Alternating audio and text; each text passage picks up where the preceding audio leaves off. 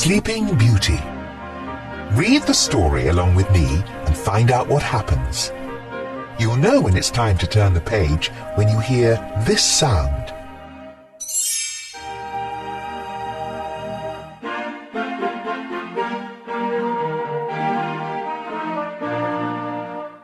Long ago there lived a good king named Stephen.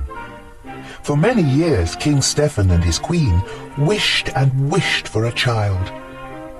At last their wish came true. The king and queen named their daughter Aurora.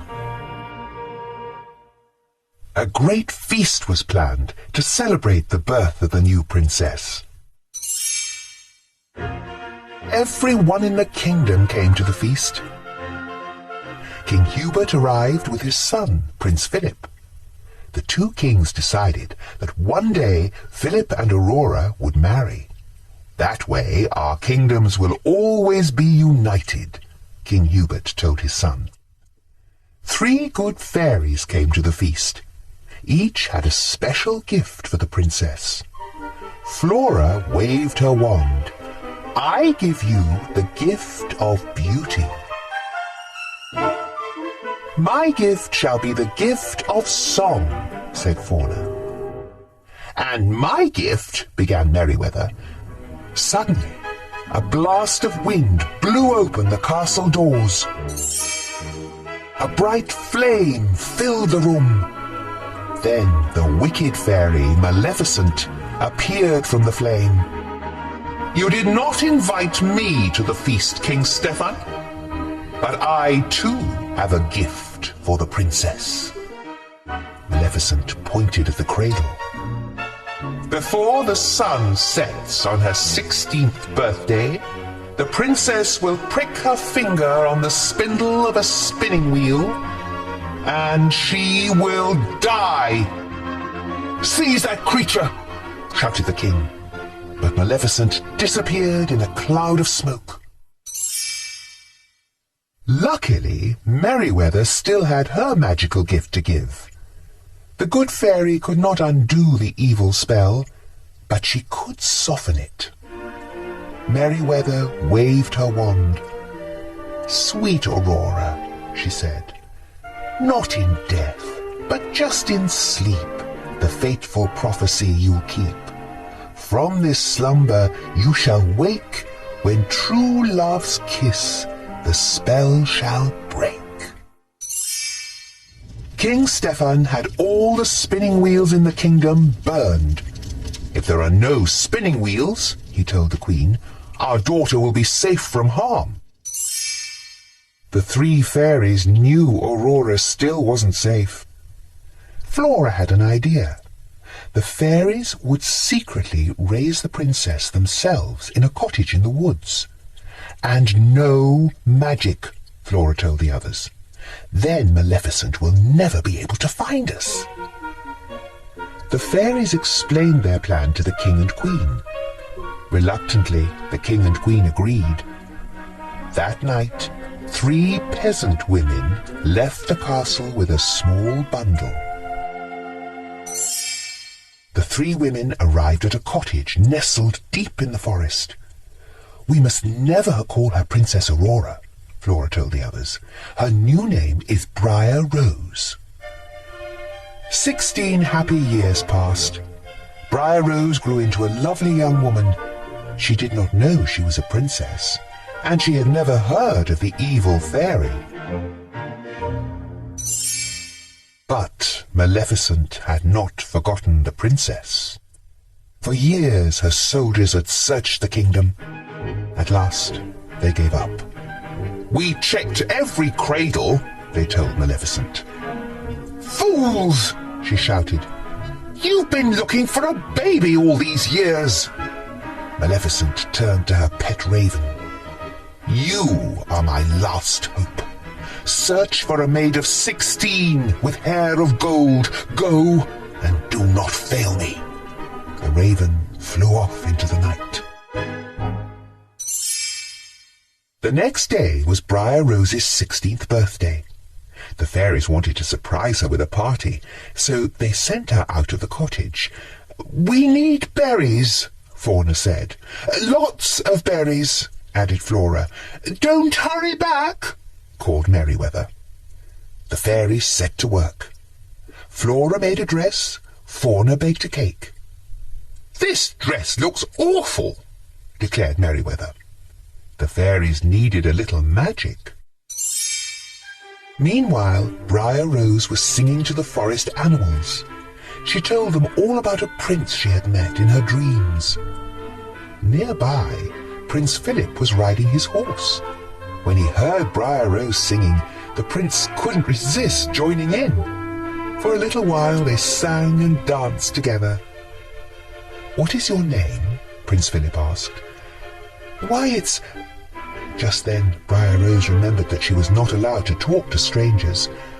"I have to go," she said quickly. "When will I see you again?" asked the prince. He'd already fallen in love with Briar Rose. "Tonight. I live in the cottage in the glen," she called as she hurried away. Back at the cottage, Fauna had fetched their magic wands. She waved her wand. Now the cake was perfect. Flora changed the dress she had made into a beautiful pink gown. "It should be blue," said Merryweather.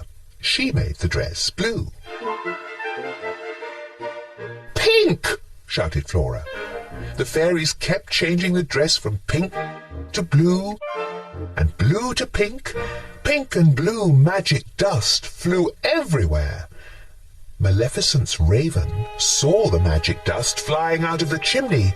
He had found the princess. Back he went to tell Maleficent. Just then, Briar Rose returned to the cottage. "Surprise!" the fairies shouted. "Oh, this is the happiest day of my life!" cried Briar Rose. "I met the most wonderful young man. He's coming here tonight." The fairies could see she was in love. "But that's terrible," said Fauna. "Why?" asked Briar Rose. The fairies told Briar Rose that she was really Princess Aurora. She had to return to the castle that very night, and she had to marry a prince. Aurora was very unhappy. She would never see the young man she had met in the forest again. Yet everyone in the castle was happy. King Stephen couldn't wait to see his daughter, and King Hubert couldn't wait for her to marry Prince Philip. When they arrived at the castle, the fairies left to fetch the king and queen. No sooner had they gone than a magic ball of light appeared. Aurora followed it up the stairs to a small room. Maleficent was waiting for her with a spinning wheel. Aurora had never seen a spinning wheel before. She reached for the spindle. "Touch it," Maleficent hissed. Aurora touched the spindle and fell into a deep sleep. The three fairies had been searching for Aurora. They found her lying on the floor, fast asleep. The fairies placed the princess on a bed. "She will sleep until she is kissed by her true love," sighed Flora. "Perhaps he is the young man she met in the forest." "He was coming to the cottage tonight," remembered Merryweather. "Let's meet him there," said Flora. "But first, let's put everyone in the castle to sleep. That way, no one will know what has happened." The fairies cast a spell over the entire castle. Soon, everyone was fast asleep. Prince Philip had already arrived at the cottage. He had decided to marry the girl he had met in the forest instead of Princess Aurora. Maleficent's soldiers were waiting for him.